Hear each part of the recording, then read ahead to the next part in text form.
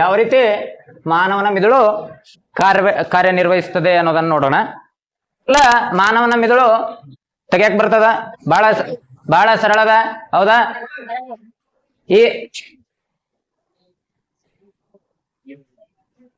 ಹೌದಾ? ಈ ರೀತಿ ಕ್ವಶನ್ ಮಾರ್ಕ್ ಬರೆದು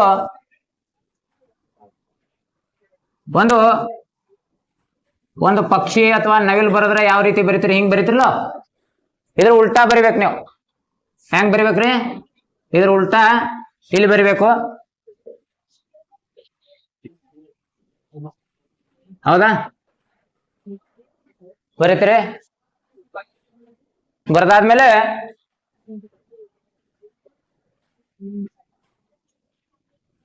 ಒಂದು ಸಣ್ಣ ಗಿಡ ಬರಿಬೇಕು. ಸಣ್ಣ ಗಿಡನೇ ಏನ್ರಿ ಇದು? ಅನುಮಸ್ತಿಷ್ಕ, ಸೆರಿಬೆಲಮ್ ಅಂತ ಕರೀತಾರೆ. ಏನಂತ ಕರೀತಾರ್ರಿ? ಸೆರಿಬೆಲಮ್, ಹೌದಾ? ಇದನ್ನ ಲೈನ್ಸ್ ಬರಿಬೇಕು, ಸ್ಟ್ರೇಟ್ ಲೈನ್ಸ್ ಬರಿಬೇಕು.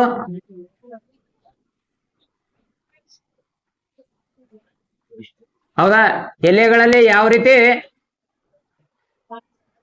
ವೇನ್ಸ್ ಇರ್ತಾವಲ್ಲ, ನೀರನ್ನ ಸರಬರಾಜು ಮಾಡಕ್ಕೆ ವೇನ್ಸ್ ಇರ್ತಾವಲ್ಲ, ಆ ರೀತಿ ವೇನ್ಸ್ ಬರೀರಿ.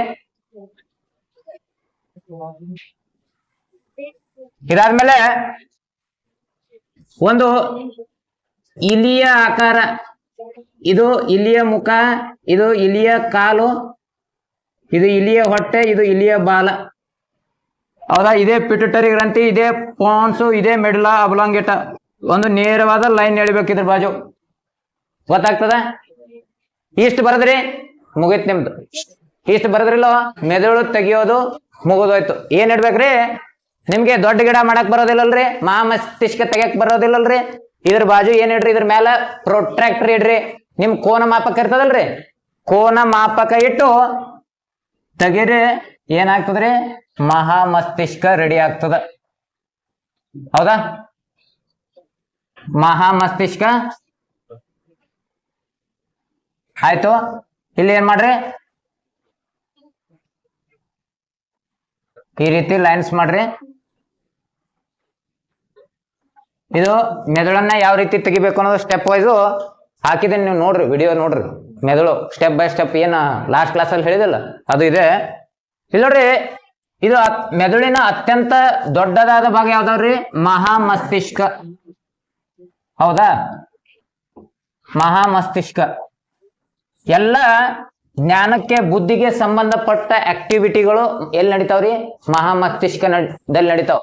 ನಾವು ನೋಡೋದು ವಿಷನ್ ಎಲ್ಲಿ ಮೂಡ್ತದ? ಮಹಾಮಸ್ತಿಷ್ಕದ ಭಾಗದಲ್ಲಿ ಮೂಡ್ತದ.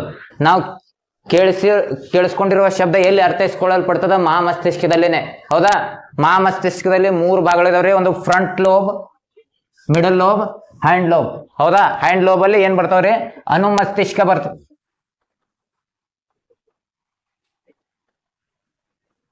ಅನುಮಸ್ತಿಷ್ಕ ಇದು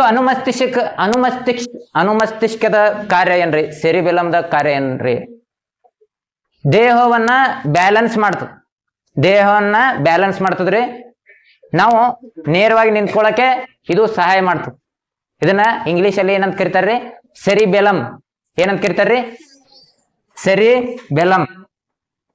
ಸೆರಿಬೆಲಮ್ ಅಂತ ಕರಿತಾರ. ಮಹಾಮಸ್ತಿಷ್ಕದ ಅನ್ನ ಏನಂತ ಕರಿತಾರ ಇಂಗ್ಲಿಷ್ದಾಗ? ಗೊತ್ತದ? ಗೊತ್ತಿಲ್ಲ? Big ಬೆಲಮ್, good. ಸೆರಿಬ್ರಮ್ ಏನಂತ ಕರಿತಾರ್ರಿ? ಸೆರಿಬ್ರಮ್. ಇದು ಸೆರಿಬೆಲಮ್, ಅದು ಸೆರಿಬ್ರಮ್. ಇದು ಏನ್ರಿ? ಈ ಉಬ್ಬಿದ ಈ ಇಲಿಯ ಹೊಟ್ಟೆ ಅಂತ ಹೇಳಿದಲ್ಲ, ಇದು ಪಾನ್ಸ್. ಇದು ಪಿಟ್ಯುಟರಿ ಗ್ಲ್ಯಾಂಡ್, ಪಿಟ್ಯುಟರಿ ಗ್ರಂಥಿ.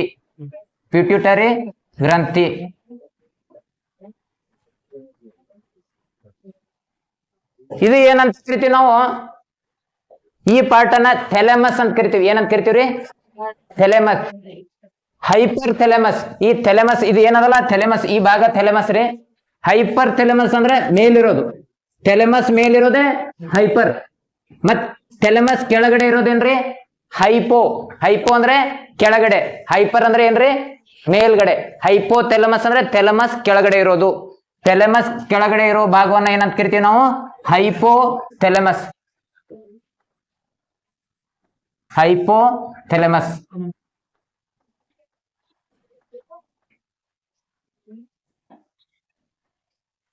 ಮೇಲ್ಗಡೆ ಇರೋದು ಥೆಲಮಸ್ ಮೇಲೆ, ಇದು ಥೆಲಮಸ್ ಆದ್ರೆ ಥೆಲಮಸ್ ಮೇಲ್ಗಡೆ ಇರೋದು ಹೈಪರ್ ಥೆಲಮಸ್, ಥೆಲಮಸ್ ಕೆಳಗಡೆ ಇರೋದು ಹೈಪೋ ಥೆಲಮಸ್.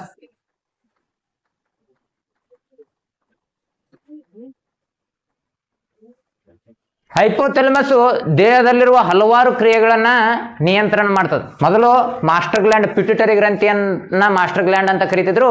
ಆದ್ರೆ ಪಿಟ್ಯುಟರಿ ಗ್ರಂಥಿಯನ್ನ ದೇಹದ ಎಲ್ಲಾ ಕ್ರಿಯೆಗಳನ್ನ ನಿಯಂತ್ರಣ ಮಾಡ್ತದ ಅಂತ ಕರಿತಿದ್ರು. ಆದ್ರೆ ಈಗ ಏನು ಸಂಶೋಧನೆ ಏನ್ ಹೇಳ್ತದೆ ಅಂದ್ರೆ, ಪಿಟ್ಯುಟರಿ ಗ್ರಂಥಿ ಎಲ್ಲ ದೇಹದ ಕ್ರಿಯೆಗಳನ್ನ ನಿಯಂತ್ರಣ ಮಾಡೋದಿಲ್ಲ. ಬದಲಾಗಿ ಹೈಪೋಥೆಲಮಸ್ ನಮ್ಮ ಬ್ಲಡ್ ಪ್ರೆಷರ್, ರಕ್ತದ ಒತ್ತಡ, ದೇಹದ ತಾಪಮಾನ, ಇವು ಎಲ್ಲ ಯಾವ್ದು ನಿಯಂತ್ರಣ ಮಾಡ್ತದ್ರಿ? ಹೈಪೋಥೆಲಮಸ್ ನಿಯಂತ್ರಣ ಮಾಡ್ತದ. ಇದೇನದಲ್ರಿ, ಇದು ಈ ಏರಿಯಾನೇ ಥೆಲಮಸ್.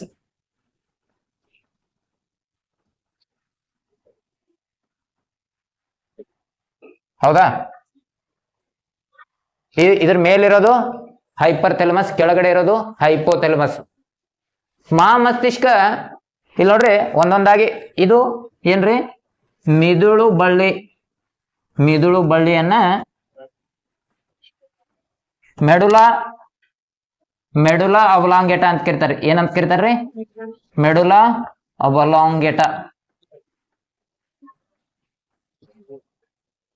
ಇಲ್ಲಿ ನೋಡ್ರಿ, ಮಿದುಳಿಗೆ 12 ಜೊತೆ ಏನಿದಾವ್ರಿ? ಕ್ರೇನಿಯಲ್ ನರ್ವ್ಸ್ ಅಟ್ಯಾಚ್ ಇದಾವ್. ಹೌದಾ? ಮಿದುಳು ನರಗಳು ಅಟ್ಯಾಚ್ಡ್ ಇದಾವ್. ಮಿದುಳು ನರಗಳು ಎಲ್ಲೆಲ್ಲಿ ಅಟ್ಯಾಚ್ಡ್ ಇದಾವ್ರಿ?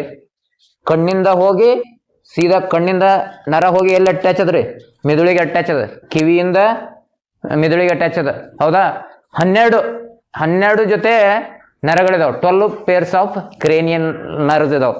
ಮತ್ತ ಇವು 12 ಜೊತೆ ಕ್ರೇನಿಯಲ್ ನರ್ವ್ಸು ಇಷ್ಟೇ ಇಲ್ಲ ರೀ. ಈ ಮಿದುಳು ಬಳ್ಳಿ ಅದಲ್ರಿ, ಇಲ್ಲಿ ನಮ್ದು ಹೋಗ್ತದಲ್ಲ, ಅಲ್ಲಿ ಕುತ್ತಿಗೆಯಿಂದ ಇಲ್ಲಿ ಎಲುಬು ಅದಾವ್ರಿ ಹಿಂಗ. ಹೌದಾ? ಒಂದ್ರ ಮ್ಯಾಗ ಒಂದು ಎಲುಬು ಕೂತಾವ್ರಿ. ಅವೆಲ್ಲ ಎಲುಬು ಹಿಂಗ್ ಟೊಳ್ಳಾಗಿದಾವ್ರಿ. ಹೆಂಗದಾವ್ರಿ? ಟೊಳ್ಳದಾವ್ರಿ, ಹಿಂಗ ಅದಾವ್ರಿ.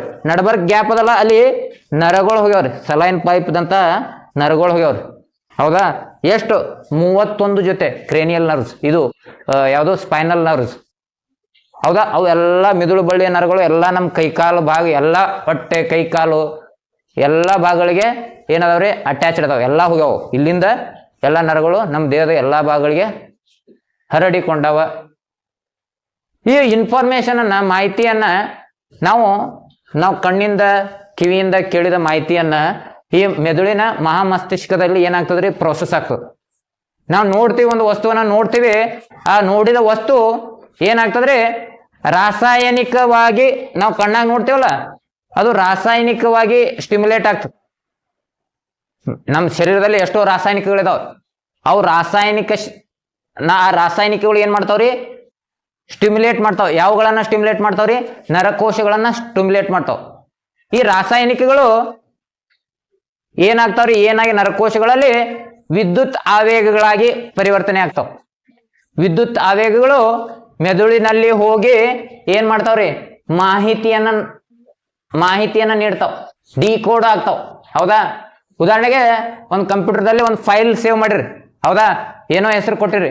ಆ ಕಂಪ್ಯೂಟರ್ ಆ ಚಿತ್ರ ಸೇವ್ ಮಾಡ್ಕೊಂಡ್ರಾಗಿಲ್ರಿ, ಅದು ಅಲ್ಗಾರಿದಮ್. ಈ ಗಣಿತ ಹೆಂಗ್ ಸೂತ್ರ ಬರ್ತಾವಲ್ರಿ, ಹಂಗ ಸೇವ್ ಮಾಡ್ಕೊಂಡಿರ್ತದ. ಆ ಒಂದು ನಿಮ್ಮ CPU ಇದೆಲ್ಲ ಕಂಪ್ಯೂಟರ್, ಅದನ್ನ ಆಮೇಲೆ ಡಿಕೋಡ್ ಮಾಡ್ತದೆ, ಆಮೇಲೆ ಚಿತ್ರವನ್ನಾಗಿ ಬದಲಾಯಿಸ್ತದೆ. ಅದೇ ರೀತಿ ನಾವು ನೋಡಿರುವಂತ ದೃಶ್ಯವಾಗಿರೋದಿಲ್ರಿ. ದೃಶ್ಯ ಅರ್ಥೈಸೋದು ಯಾವ್ದು ಗೊತ್ತದನ್ರಿ? ಮೆದುಳು. ಕಣ್ಣು ದೃಶ್ಯವನ್ನ ಅರ್ಥೈಸೋದಿಲ್ಲ. ಕಣ್ಣು ದೃಶ್ಯವನ್ನ, ಹೊರಗಿನ ಬೆಳಕನ್ನ ಮೆದುಳಿಗೆ ಇಲೆಕ್ಟ್ರಿಕ್ ಸಿಗ್ನಲ್, ವಿದ್ಯುತ್ ಆವೇಗಗಳಾಗಿ ಏನ್ ನೀಡ್ತದ್ರಿ? ಮೆದುಳಿಗೆ ನೀಡ್ತದ.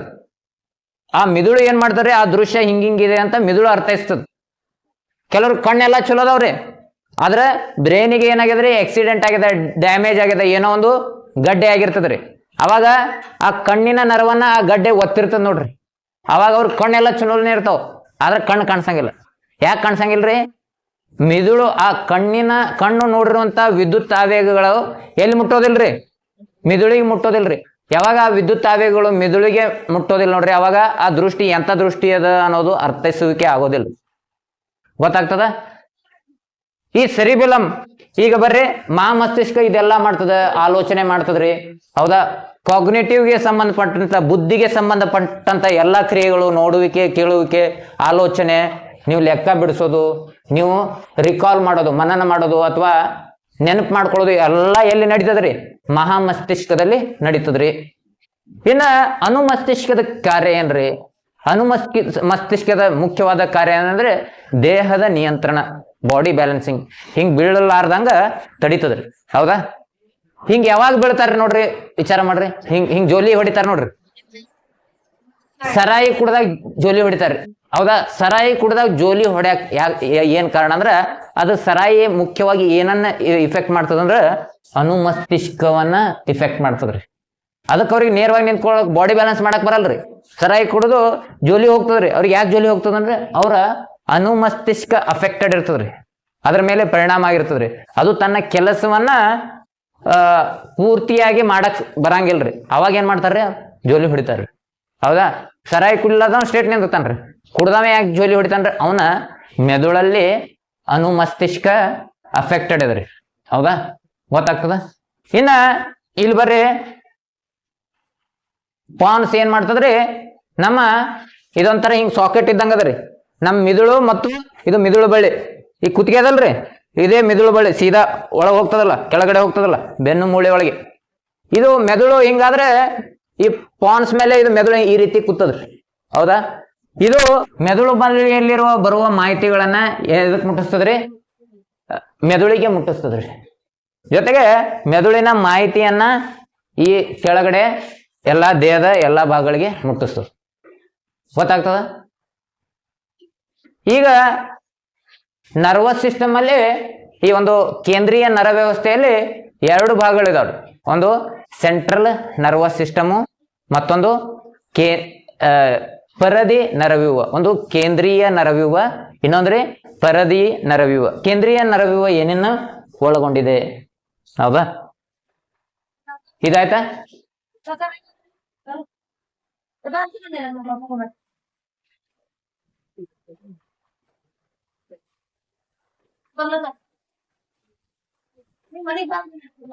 ನರವ್ಯೂಹದಲ್ಲಿ ಕೇಂದ್ರ ನರವ್ಯೂಹ ಮತ್ತು ಪರದಿ ನರವ್ಯೂಹ.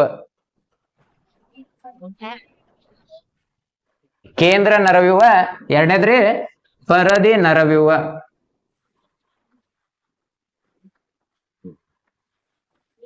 ಎರಡನ್ನು ಒಳಗೊಂಡಿದೆ. ಹೌದಾ? ಕೇಂದ್ರ ನರವ್ಯೂಹ ಮತ್ತು ಪರದಿ ನರವ್ಯೂಹ. ಕೇಂದ್ರ ನರವ್ಯೂಹ ಏನನ್ನ ಒಳಗೊಂಡಿದೆ? ಕೇಂದ್ರ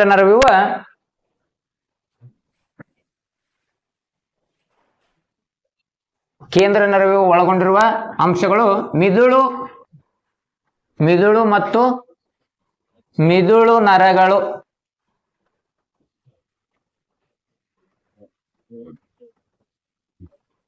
ಎರಡನೇದು ಪರದಿ ನರವ್ಯೂಹ ಏನು ಒಳಗೊಂಡಿದೆ? ಪರದಿ ನರವ್ಯೂಹ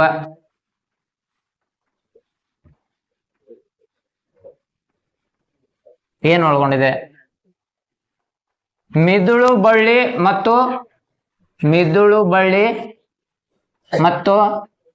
ಮಿದುಳು ಬಳ್ಳಿ ನರಗಳು.